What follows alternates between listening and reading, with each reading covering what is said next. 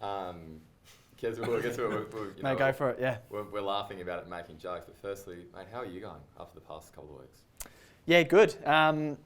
We've all had a few days off, so it's nice to, I guess, for the group to, hopefully recharge the batteries and hit these last 2 games full of energy, which I think we've played some solid cricket, but some little areas we can definitely tidy up and try to put the 5 days together. It was nice to get away with the family before they head off on Sunday, before this Manchester test. So, feeling good. Just on a personal note, like how has, particularly the past week and a half been for you? Fine. Disappointed to lose that test match. Disappointed not to make as many runs as I would have liked. But personally, going well. Had lots of support from, here firstly, amongst the group, and then a lot from back home in Australia as well about the stumping. So, I'm in a good headspace, yeah. Are you surprised by the way the blowback was in the stumping match? I guess in a sense, yeah. It's we walked off at, was it tea or lunch? And we got some pretty instant feedback. But yeah, look, I guess it's one of those things where a stumping that's given out on field is turned into a massive story. I guess everyone is entitled to their opinion and absolutely respect that. And then everyone's entitled to their opinion on the spirit of cricket as well. So, personally, the support that I've been given here amongst the group, and not just myself, I guess the whole group's had some stuff spoken about them. But we're really tight. We understand, I guess, what's important and who matters, and those guys definitely have our back. Just about being booed as much as you have been, Alex. Has it ever happened to you before? It's not just the team, right? Like they're taking their shoes off and all that. Like every time they see you, you're suddenly the nicest villain in the world. No, there's a few chants that I was actually humming along to while I was batting, just trying to change the words a little bit. But look, it is the Ashes. We got to remember, and we've had some amazing crowds. And my first experience was at Edgbaston, and it's probably lucky I don't field on the fence. There would have been some words said about me out there anyway. But I guess we love coming over here playing cricket. We love playing the Ashes, and my first experience in England's been amazing. Do I love the boos? Oh, it is what it is. Yeah. Just a little bit of fuel added onto the fire now, which is exciting for the group to go out and play cricket and really just focus on what we can control. And that's not the chance, I guess. But just from a family perspective, your boys are like older than some of the other kids, so they will be hearing all that. So has your wife had to explain to them? He hasn't heard a thing. I don't think he's actually watched the ball bowled. They had the creche, so Eloise has been able to go and relax while Louis is in the creche. So we come home at night time and watch the replays together. You said that extra fuel to the fire. Is it an extra sense of motivation at all? Not for us. I mean, we come over here really clearly on what we wanted to achieve, and firstly that was the World Test Championship, and we were fortunate enough to do that. And now it's trying to win the Ashes. I think, like I said before, we've played some solid cricket. Disappointing to not put that performance, on the park, game 3, and a little period probably on day 3 where we lost a few, too many wickets in conditions that were tough, and they bowled really well and put us under pressure there. So for the group, no, we're focusing on what we can control, and that's our preparation going into this one. I guess the tactics around how the series has played out, we've seen, I guess, a different style of cricket in terms of the way they're playing, but also probably with the short ball. So for us, nothing changes. Alex, we've heard it from all other perspectives other than your own. Can you just cast your mind back to that, 15 minutes before lunch at Lord's, what you'd seen with Jonny, how it kind of played out? Yeah, I guess there was a few players in front of the wicket as well. So, we were switched on to the fact that it was bouncer plan, and it felt like Jonny was pretty switched on to getting out the way. He wasn't playing any shots there, and when he ducked, he obviously first movement was pretty much out of his crease, so instinctively grabbed the ball, threw the stumps down, and the rest is history, as they say. But no, he's a fantastic player, and obviously a big wicket in that match with Ben. So yeah. And Pat's obviously been very adamant about, you know, he's never seen it as a spirit of cricket issue or anything like that. It was, you know, a legitimate dismissal. Your views obviously at the time, you know, you caught the ball, you threw it instinctively. There was no pause. You weren't waiting for him to get out of his crease or anything like that. No. Did it look like that? I think no, as soon as like the same movement, as soon as I got it, threw it straight away, and then I guess once the bails come off, it's up to the third umpire to deem it out or not out, or the on-field umpires as well, and it was given out. And then I guess to see how much has played out since then has been a little bit surprising, and I guess the both sides of the fence is probably the one, isn't it? If you're on Australia's side, there's been amazing support, and if you're on England's side, it's probably the opposite. There's quite a few guys in this Australian team who've had experiences of, I guess, being in the centre of a storm of various kinds over the years. Have you drawn on those guys just to sort of how you navigate your way through it, how you put it in perspective? Not really, but maybe in the fact that we're all in it together. We're all out there. We all walked through the long room together, and post-match we all discussed it together. And from our point of view, we've all got each other's backs, and we've supported each other. And I don't think the group would do anything differently. We left it up to the third umpire to deem it out or not out, and from there, like I said, it is history now. But the group's really strong. The group's been really, really clear on what we can and can't control, and that's everyone's opinion about it. And moving forward, it's I guess a match and a few days on since then, and we're really keen just to get back on the park after a performance in Game 3, which we would like to tidy up a few areas. But from the inner sanctum, it's on controlling what we can, preparing as best we can for this match. Do you feel anything that's been said about you personally, or the team that's crossed the line? I guess, like I said, the opinions are of those of who wants to give them, and we can't change that, control that. There's some nasty stuff been said, but like we said, it is the Ashes. There was nasty stuff said before that as well. So, I feel really well supported. I think the whole group does, and from Australia, I still think we've got lots of fans, and from England, I don't think we've made any, but we probably didn't lose any either. Have you pulled off one of those dismissals before in any grade of cricket?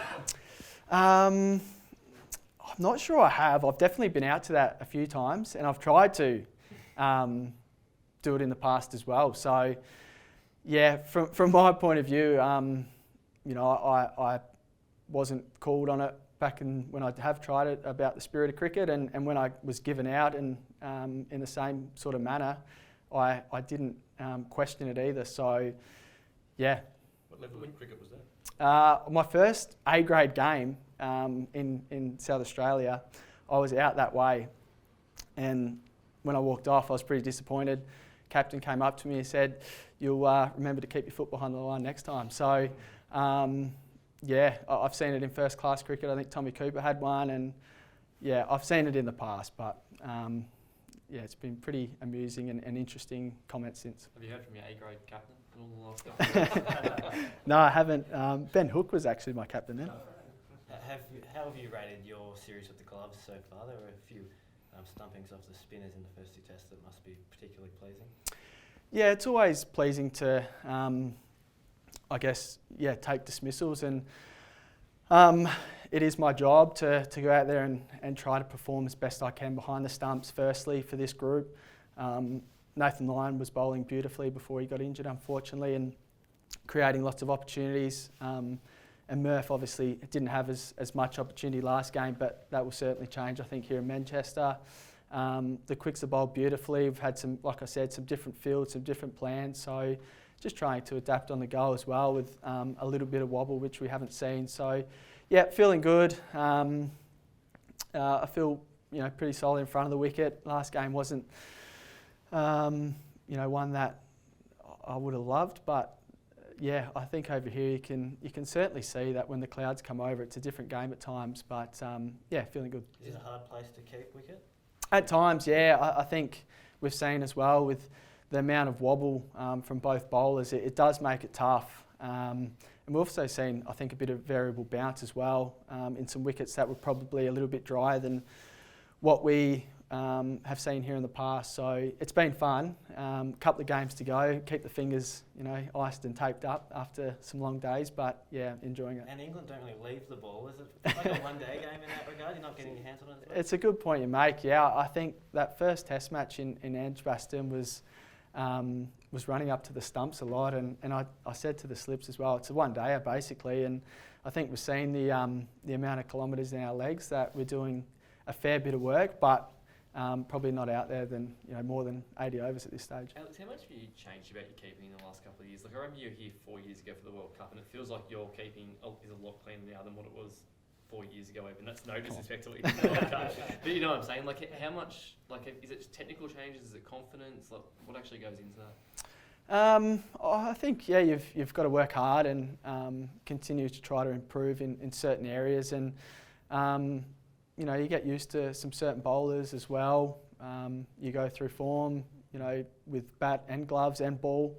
So I guess it's about trying to learn as much, improve as much, work as hard as you can. It's a pretty special job to have for your country, and I think you've just got to do as much as you can to make sure you're keeping your performances up for the guys in front, bowling it down to you. Even from when you start playing Test cricket 2 years ago, like, have you actually made any big technical changes over, or is it all pretty? Oh, not really. I think naturally as well, your body can change, and you sort of work what's natural and what you try to manufacture at times as well. So yeah.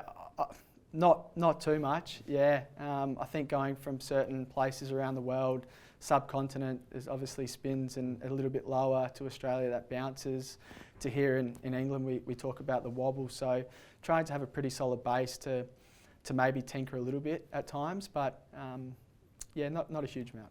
Just the batting, Alex, sorry, you had a good home summer, I got the Test 100 out of the way. India was a challenge for most batters, but you've had like consistent scores throughout. Is it just a confidence thing? Like, does it come off your keeping as well, or are you one of those keepers? Not sure if it sort of goes together, but again, I'm still trying to improve as much as I can with the bat. I felt like last summer was pretty solid. England was a come on, Clancy. India was a tough tour for all, but you can learn from those experiences, and over here as well, was nice to get some early runs, and a big role to play, at 7 with either the batsman in or trying to navigate with the tail. We've seen so important with Travis's innings last week and Stokes, how well he does it. So it's been enjoyable, but still trying to learn and improve. You opened in your first Test match ever, and you're not keeping for too long. Is that a possibility? Has that been? Have you thought about it? Opening the batting? Yeah. No.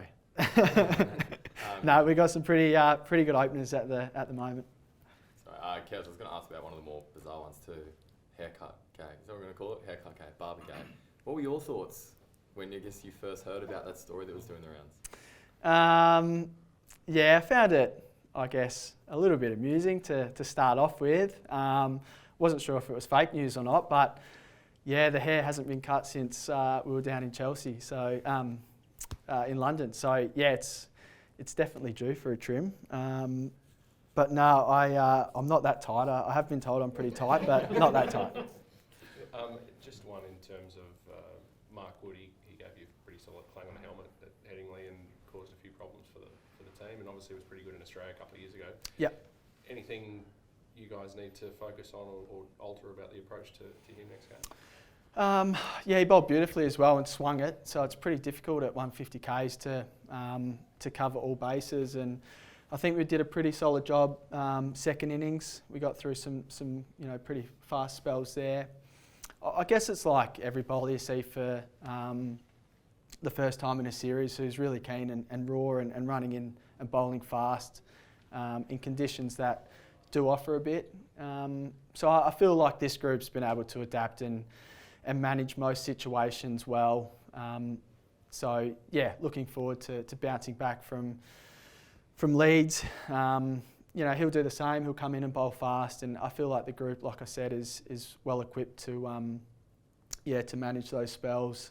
And the head's feeling pretty good. Yeah. And just talking about, we talked about the England crowds, but what about the England team? Like any interactions with them or conversations with them post Lords and at Leeds? Oh no, it's been pretty normal, to be honest.